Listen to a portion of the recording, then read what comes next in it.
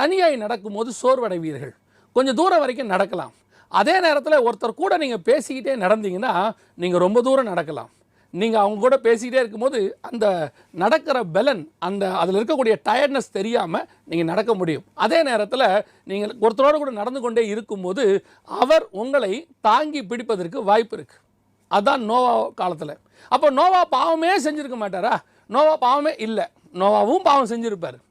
பாவம் செய்யாத மனுஷன் இயேசு கிறிஸ்துவை தவிர உலகத்தில் வேறு ஒருத்தரும் கிடையவே கிடையாது.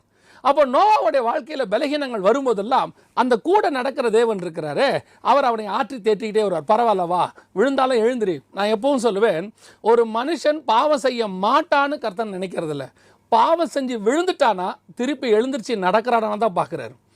ஆண்டவர் எதிர்பார்க்கறது இதான் ரொம்ப இம்பார்ட்டன்ட். ஏன்னா வசனம் சொல்லுது, அவனை மண்ணு என்று அவர் நினைவு கூறுகிறார். நம்ம மண்ணு தான். பல நேரங்களில் நமக்குள்ள பலகீனம் இருக்கிறது.